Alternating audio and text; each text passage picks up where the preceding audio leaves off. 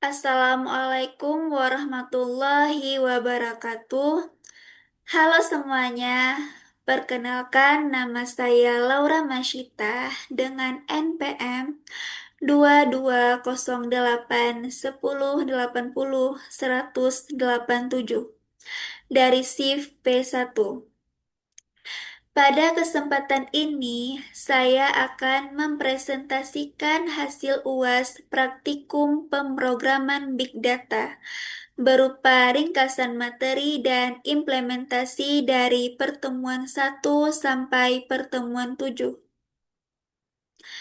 Tujuan dari presentasi ini adalah untuk menunjukkan sejauh mana saya memahami konsep dan praktik big data mulai dari pengolahan citra, deteksi objek, sampai analisis teks.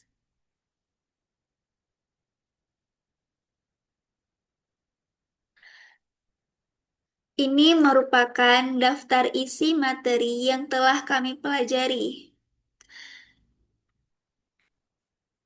Selanjutnya, saya akan menjelaskan setiap pertemuan dari pertemuan 1 sampai pertemuan 7.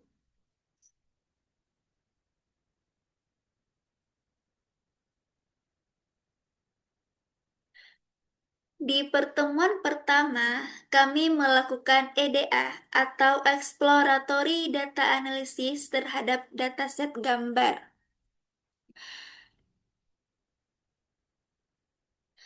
EDA adalah proses memahami karakteristik dataset sebelum digunakan untuk model. Pada data gambar, analisis dilakukan melalui resolusi, warna, dimensi, dan kualitas gambar. Tujuan EDA adalah mendeteksi pola, variasi gambar, imbalance data, dan potensi error. EDA membantu menentukan pre-processing yang tepat sebelum model dilatih. Kesimpulannya adalah EDA memastikan dataset layak digunakan sehingga proses machine learning menjadi lebih akurat dan stabil.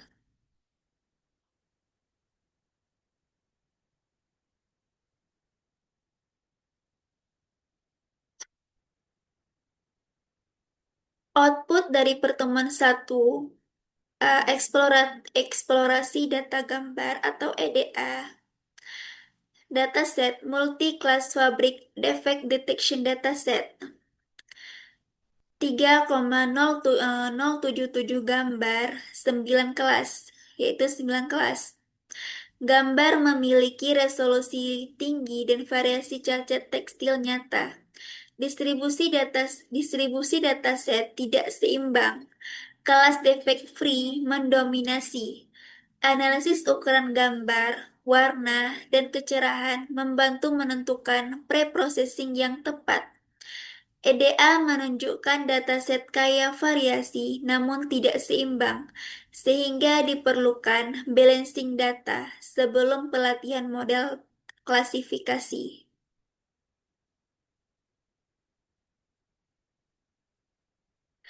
Ini merupakan output dari uh, multi-class fabric defect detection dataset yang dihasilkan melalui Google Colab.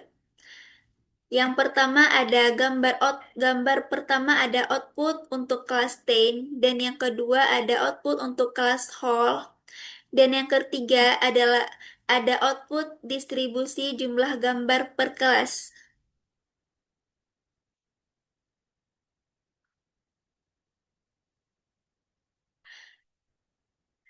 Intinya adalah kami mempelajari karakteristik gambar seperti ukuran, warna, variasi, dan distribusi kelas.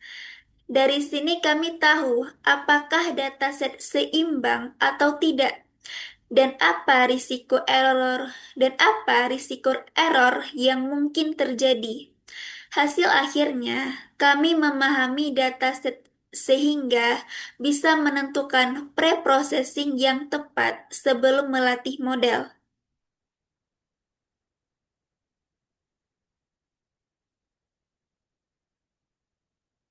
Di pertemuan kedua, kami membangun model klasifikasi gambar menggunakan CNN dan transfer learning.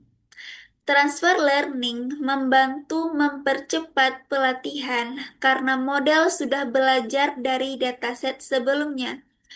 Model mempelajari pola visual seperti tekstur dan bentuk. Hasilnya cukup baik.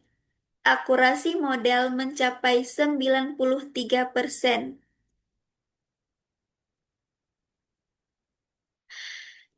Selanjutnya, di pertemuan ketiga, kami melakukan anotasi dataset. Tujuannya adalah untuk memberi bounding box dan label pada objek, sehingga model bisa belajar posisi objek saat training. Dan anotasi ini dihasilkan file YOLO dengan format teks yang berisi koordinat bounding box untuk setiap gambar.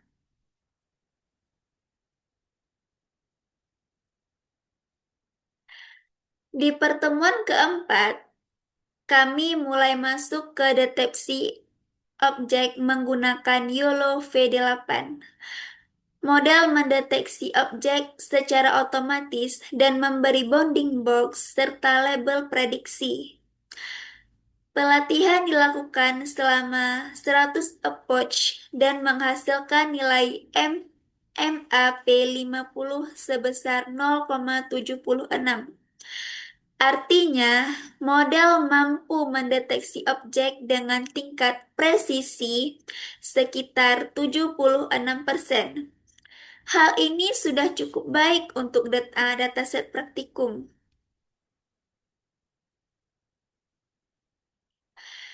Di pertemuan kelima, kami mempelajari Streamlit untuk membuat dashboard berbasis web.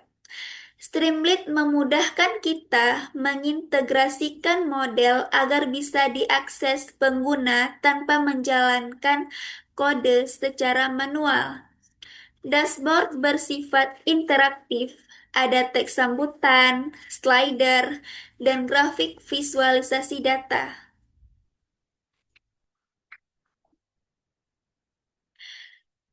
Pertemuan keenam, kami membahas web scraping atau pengambilan data dari website secara otomatis. Teknik ini berguna untuk mengumpulkan data tanpa input manual. Data hasil scraping kemudian disimpan dalam bentuk tabel untuk dilakukan analisis lebih lanjut.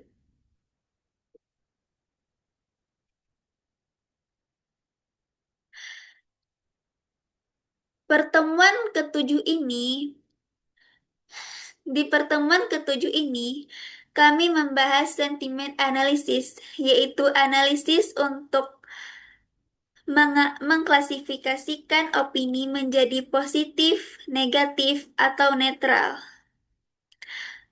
Proses ini melibatkan pembersihan teks, tokenisasi, stopword removal, dan stemming.